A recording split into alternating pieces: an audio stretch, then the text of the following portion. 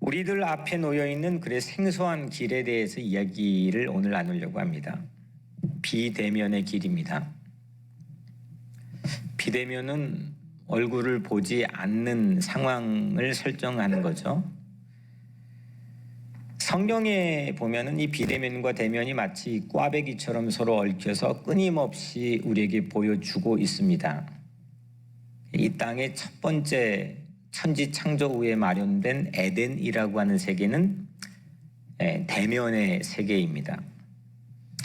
하나님의 얼굴을 대면하고 또 하나님의 소리를 듣고 하나님과 대화를 나누는 그런 세계가 에덴이었습니다. 그런데 아담은 죄로 인해서 나무 뒤로 숲으로 들어가 자기 몸을 숨기게 되죠. 그때부터 익명성을 요구합니다. 때로는 익명성이 없으면 도저히 실존 자체가 서기 어려운 그런 삶을 그때부터 시작을 합니다. 비대면이죠. 이렇게 오랜 기간 동안 비대면의 굴레 속에서 이스라엘 백성은 새로운 제사법대로 하나님께 나가기 위해 끊임없이 노력을 하고 그 대면에 대한 열망을 끊임없이 예언자들은 설파를 했습니다. 이윽고 예수님은 다시금 인류에게 대면의 기적을 선물하셨습니다. 먼저는 우리가 믿고 있는 신앙 안에서는 하늘 보좌에 앉아 계시는 예수 그리스도, 하나님의 아들, 하나님이시죠. 이거 대면할 수가 없는 겁니다. 대면하면 구약 성서에 의하면 죽는 겁니다. 비대면일 수밖에 없는 하나님께서 사람의 모양을 가지고 땅에 오셨습니다. 우리를 대면하기 위해 오셨습니다. 이걸 성탄 크리스마스라고 부릅니다. 기적입니다. 이 땅에서 가장 퍼펙트한 비대면은 무덤입니다. 무덤에 들어가면 더 이상 볼 수가 없습니다. 그런데 그 무덤, 완벽한 비대면 상황에 있는 무덤에 들어가셨던 예수님이 3일 만에 다시 살아나셨습니다. 그리고 부활하셨습니다.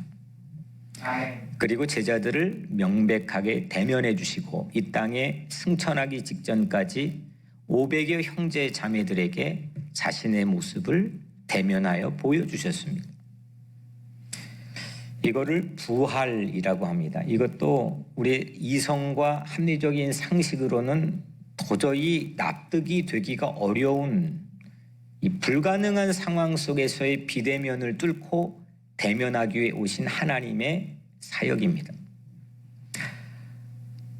마지막 예수님께서 승천하시면서 한 가지 약속을 해주셨습니다. 내가 다시 와서 너희들을 대면하겠다. 영원한 대면을 약속하셨습니다. 그게 재림입니다. 기독교 신앙에서의 3대 복음은 그래서 성탄, 인카네이션, 성탄, 그리고 부활, 그리고 재림. 이 세 가지 불가능한 비대면의 상황을 뚫고 대면으로 바꾸시는 하나님의 기적의 역사가 복음인 줄로 믿습니다. 하나님은 늘 우리의 현실은 원래 비대면이었지만 우리의 실존 자체는 원래 비대면이었지만 신이신 하나님은 늘 우리에게 대면의 자리로 이끄신다는 신앙을 우리 기독교는 성경을 통해 가지고 있는 거죠. 요즘에 이 팬데믹 상황의 풍경을 보면은 많은 경우 재택근무를 합니다. 그 재택근무를 하는 회사는 상사가 직원을 바로 눈앞에 보지 못하고 감시를 하지 못하니까 불신을 합니다. 그래서 업무량을 상당히 많이 늘린다고 합니다. 그리고 수없이 체크를 합니다. 전화 걸어 체크하고 이메일로 체크하고 서로 간에 피곤한 시대에 살고 있습니다. 보지 못하기 때문에 보다 더 자유롭지 못한 상황이 놓여 있기도 합니다. 교회도 예외가 아닙니다. 예배를 드리는데 오늘 온라인으로 지금 예배를 드리시는 분들도 계실 텐데 이게 교회 현장에서 우리에게 익숙한 그런 모습대로 내가 예배 드리는 것과는 차이가 발생이 됩니다. 나도 모르게 그렇게 차이가 발생이 됩니다. 안 하던 일, 안 해도 되는 일도 자꾸 보이고 마더가 됩니다. 하나님 앞에서 예배 드린다는 컨셉을 예배 안에서 가지고 있는 우리의 기독교 신앙은 자세가 생명입니다. 태도가 생명이죠. 그런데 이 비대면 상황은 이거를 흐트러 놓습니다. 그래서 비대면의 위기는 뭐 회사나 아니면 사회나 아니면 교회나 어디든지 자세의 위기를 촉발시켰습니다. 자세의 위기를 흐트려 놓았습니다. 에덴 동산에서 하나님과 죄를 짓고 나무 사이로 숨어 무화과나무 치마를 입었던 아담과 하와도 결국 자세가 흐트러져 위기가 온 겁니다. 비대면은 이런 위기를 우리에게 안겨줍니다. 그런데 우리가 좀 전에 살펴본 것처럼 하나님은 성경 안에서 하나님은 반드시 비대면 상황을 늘 대면으로 이끌어 주시는 분인 것을 믿으시기를 바랍니다. 하나님은 우리를 늘 대면의 자리로 인도하십니다. 그것이 곧 해방이었고 그것이 곧 구원의 사건이었습니다. 그런데 때로는 하나님의 사람도 예기치 않는 비대면의 위기에 놓일 때가 있습니다. 오늘 바울이 그렇습니다. 바울은 고린도 교회의 대적들에게 지금은 공격을 받습니다. 그 교회를 잠입해 흔들어 놓고 있는 거짓 사도들이죠. 처음에는 바울이 본래 고린도 교회에 방문하기로 했다가 일정을 바꿔서는 마케도냐로 갔습니다. 그거를 물고 늘어져서 그 스케줄 변경을 가지고 끊임없이 비난을 합니다. 그래서 쓰여진 편지가 고린도 후서입니다. 이후에는 재정 문제, 또 오늘은 편지 문제를 가지고 공격합니다. 비대면의 상황을 가지고 공격합니다. 오늘 1절에 너희를 대면하면 유순하고 떠나 있으면 너희에 대하여 담대한 나 바울은, 이 언뜻 보면 바울이 자기를 그럴듯하게 피하라는 것처럼 읽혀지지만 실제 원문은 그런 의미의 정반대입니다. 이거는 바울이 말하고는 있지만 바울을 공격하는 사람의 말을 인용한 겁니다. 바울이 어떤 사람, 공격자들의 눈에 비치는 바울은 어떤 사람이냐면, 대면하면, 너희를 대면하면, 그러니까 영어 성경에는 face to face, 얼굴을 맞대면 바울은 우유부단하고 유순하고는 부정적 의미입니다. 이거 우유부단하고, 넌 이렇게 소심하고, 반대로 편지라고 하는 비대면 상황에서는 너는 참 강하고 담대한 척한다라고 하는 그런 투입니다. 이 대면과 비대면의 상황이 어차피 우리는 이중적일 수밖에 없는 그런 한계는 가지고 있지만 바울의 이 이중적인 모습을 가지고 악소문을 적대자들이 퍼뜨렸습니다. 너희를 대면하면 유순하고 떠나 있으면 너희에 대해 담대한 나 바울은 이제 그리스도의 온유와 관용으로 친히 너희를 권하고, 그런데 이 바울은 그 비대면 상황에서도 결코 그리스도인의 품격을 잃지 않았다는 겁니다. 그리스도의 온유와 관용을 가지고 지금 편지를 쓰고 있다는 겁니다. 2절 말씀에 또한 우리를 육신에 따라 행하는 자로 여기는 자들에 대하여 내가 담대히 대하는 것 같이 너희와 함께 있을 때에 나로 하여금 이 담대한 태도로 대하지 않게 하기를 원하노라. 두 가지의 설정이 있는 거죠. 하나는 지금 편지로 육체를 따라 행하는 적대자들에게 내가 아주 강골 있게 담대하게 쓰고 있는 것처럼 내가 너희와 함께 있을 때 대면할 때 그 모습 가지고 대하지 않기를 내가 기도한다는 겁니다.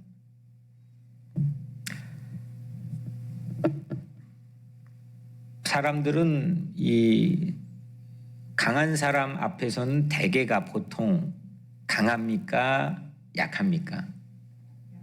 보통은 좀 머리를 숙이는 경향이 있고 나도 모르게 좀 점잖아지고 그러죠. 근데 약한 사람 앞에서는 이게 인간이란 게 본능적으로 물론 때로는 우리가 잘할 때도 있지만 약한 사람 앞에서는 강한 사람만큼의 텐션을 갖고 그 사람을 대하기가 여간 쉽지는 않습니다. 그런데 오늘 이 바울은 지금 공격을 당하는 것과는 다르게 내가 너희들 강한 사람들에게는 내가 담대하게 나가지만 그 비대면 상황일지라도 내 편지를 강골히 있게 쓰지만 내가 연약한 고린도 교회의 신자들 앞에서 그렇게 하지 않기를 바란다는 겁니다. 왜냐하면 예수님께서 그렇게 하셨기 때문이죠. 예수님께서는 늘 그런 모습으로 이 복음서 안에서 우리에게 비춰지고 있죠. 저도 늘 그 부분이 자책이 되고 또 어려움이 있는 부분이기도 하지만 그럼에도 불구하고 저와 우리 교회는 지난 10년 동안도 앞으로도 그런 교회가 되길, 오늘 바울이 말하는 것처럼 그런 교회가 예수님의 그리스도의 본을 따라가는 그런 교회가 되기를 간절히 소망합니다. 물론 대면으로 우리를 인도하신 하나님을 우리는 믿고 있지만 서론에서 말씀드렸던 성탄, 부활, 재림 이 모두 다 공통점은 결단코 불가능한 비대면의 상황, 그 비대면을 벗어날 길이 없는 그런 상황에서 하나님은 우리에게 대면의 자리로 인도해 주시잖아요. 우리는 그걸 믿고 있습니다. 아멘. 우리는 그걸 믿고 있습니다. 하지만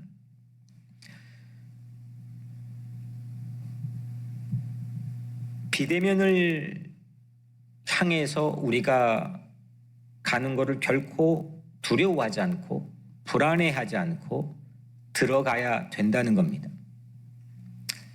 오늘날 물론 모든 교회들이 그런 건 아니겠지만 비대면 상황이 펼쳐졌습니다. 못 견디기 힘든 겁니다.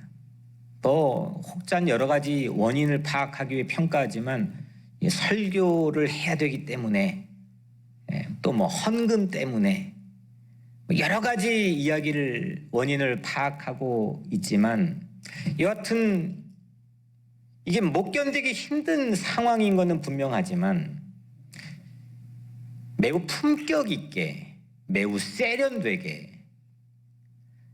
이 비대면의 상황을 직면할 수 있는 모습이 교회 안에 있어야 되는 건 성경이 우리에게 그 근거를 제시하고 있기 때문입니다. 사회보다도 못하면 안 되죠. 사회를 끌고 가야죠. 그래서 우리는 비대면 속에서도 하나님을 만날 수 있는 기회를 얻게 된 줄로 믿습니다. 그래서 비대면을 대면처럼 오늘 말씀의 제목이죠. 바울은 비대면이라는 불가능한 설정에서 그리스도의 온유와 관용으로 편지를 쓰고 있습니다. 그리스도만이 할 수 있는 그리스도의 온유와, 그러니까 바울의 나의 온유와 관용이 아닙니다. 그리스도의 온유와 관용으로 그리스도만이 할 수 있는 그 마음과 능력을 가지고 편지를 쓰고 있습니다.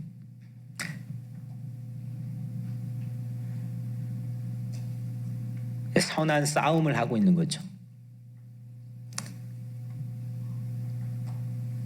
3절에 우리가 육신으로 행하나 육신에 따라 싸우지 아니하노니 선한 믿음의 선한 싸움을 바울은 늘 하고 있는 거죠. 이때 사막은 부채가 아닌 자산이 되는 겁니다. 사막에서 망하게 되는 게 아니라 거기에서 흥왕하게 되는 거죠. 거기에서 기독교 신학이 처음 확립되었던 역사적 경험처럼 거기에 사건이 일어나게 되는 거죠. 우리가 육신으로 행하나 육신에 따라 싸우지 아니하노니 내가 할 수 있는 육신의 욕망을 따라 살지 않겠다는 겁니다. 살지 않았다는 겁니다. 주님이 함께해야 이룰 수 있는 일. 육신을 입었지만 육신대로 싸우지 아니한다는 이 미묘한 깊이 있는 말씀. 다시 말하면 난 육신을 입었지만 내가 하는 게 아니라 내 안에 그리스도만이 할 수 있는 일을 하고 있다는 겁니다. 내가 하는 게 아니라는 겁니다. 4절 우리의 싸우는 무기는 육신에 속한 것이 아니요 오직 어떤 견고한 진도 무너뜨리는 하나님의 능력이라. 아멘. 어떠한 강고한 진도 뒤집어 엎어버리고 무너뜨릴 수 있는 하나님의 능력이 우리의 무기인 줄로 믿습니다. 고린도 교회 신자들이 이 바울의 외모를 집중했던 것 같습니다. 7절에 너희는 외모만 보는도다. 바울의 말이죠. 왜 나 외모만 봐? 이겁니다. 보통 이 바울을 추상화를 그린 작품들이나 또 바울을 연구한 바울 전문 연구가들의 글을 보면 이 바울은 외향이 상당히 뾰족하게 시니컬하게 그려져 있습니다. 볼품 없습니다. 그렇게 이게 썩 사람에게 호감 주고 매력 주는 그런 외향이 아닌 것 같습니다. 물론 가말리엘 문화생으로 당대 뛰어난 학식을 얻은 건 우리가 분명히 알고 있지만 그는 이 스스로가 늘 서신에서 간혹 얘기했던 것처럼 말 주변이 없었습니다. 언변이 부족했습니다. 그러니까 이 대면 상황에 취약한 사람이죠. 외모 별로고 말 잘 못하고 그냥 편지 계속 주구장창 편지 쓰는 게 딱인 사람. 굳이 보자면 지금 바울을 공격해오는 렌즈들을 이렇게 우리가 조사를 해본다면 그게 충분히 가만히 되는 상황이라는 거죠. 반면에 당대 최고의 매력적인 사람들을 설득시키는 최고의 파워를 가졌던 그리스 스토아 철학자들. 이 철학자들은 세워놓으면 기록에 의하면 4시간, 5시간은 기본으로 그냥 쉼 없이 말을 합니다. 그냥 그 광장 앞에서 사람들이 있던 없던 말을 하는데 수없는 사람들이 몰려듭니다. 당시 최고의 스토아 학파의 중요한 미덕은 웅변술입니다. 말을 기가 막히게 달변으로 잘합니다. 그것만을 위해서 공부합니다. 그게 지식의 최종 종착지입니다. 근데 고린도 교회 신자들이 이에 현혹되었습니다. 바울은 그런데 내가 외모가 아닌 말 주변의 능력이 아닌 나의 영적 소속감으로 나는 당당함을 잃지 않아 라고 반박하고 있습니다. 대적들이 바울의 편지를 공격하는 것을 언급하는데 9절 10절이죠. 이는 내가 편지들로 너희를 놀라게 하려는 것 같이 생각하지 않게 함이라. 그들의 말이 적대자들의 말이죠. 그의 편지들은 무게가 있고 힘이 있으나 그러니까 바울의 편지는 괜찮다는 겁니다. 하지만 그가 몸으로 대할 때는 약하고 그 말도 시원하지 않다 하니 그러니까 당대의 트렌드와는 정반대에 있는 사람이라는 겁니다. 지금 너 뭐 하고 있어? 우리는 이 정도 와가지고 이 정도 파워를 가지고 이 정도의 선한 영향을 끼치는데 너는 실제로 하고 있는 게 뭐야? 이렇게 핀잔을 하고 있는 셈인 거죠.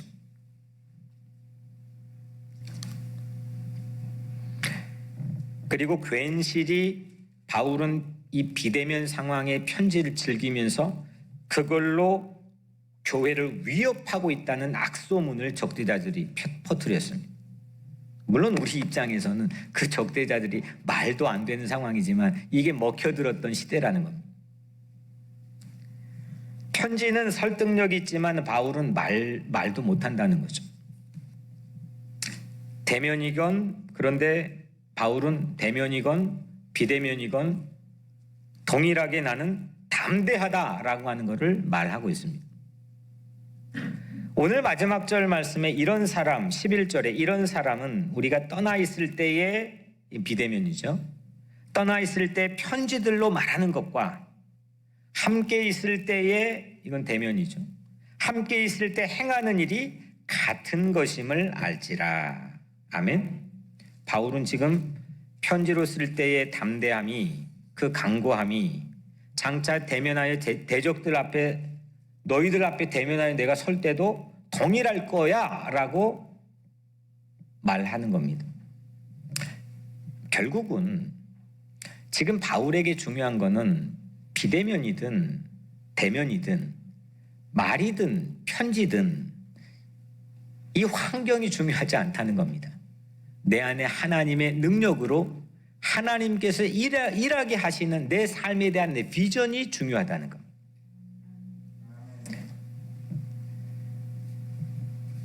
바울의 무기는 하나님의 능력이었습니다. 바울은 하나님의 능력으로 자신의 주어진 선천적인 외모보다 학식으로 트레이닝된 자기의 말주변보다 자기의 내면에 채워져 있는 하나님의 능력에 훨씬 더 충실했던 사람입니다. 보이지 않는 비대면의 세계, 그 내면의 세계에 강한 사람이 크리스찬들입니다. 비대면을 대면처럼 살아낼 수 있는 것은 하나님의 능력으로 살아갈 때 가능한 일입니다. 그리스도의 삶을 따르기 위해서. 어떻게 그리스도의 삶을 따르는 신앙을 확립할지를 끊임없이 사투를 벌였던 공간이 바로 사막이었다는 겁니다. 팬데믹을 지나고 나면 대면 상황에서 경험할 수 없는 성숙한 우리 각자 자신을 여러분들도 발견할 수 있게 되기를 주의 이름으로 축복합니다. 세상은 당연히 가둬놓으니까 스트레스, 불면, 불안, 이게 지금 온 세계를 휩쓸고 있다지 않습니까? 이게 팬데믹이 더 무서운 거라고 하지 않습니까?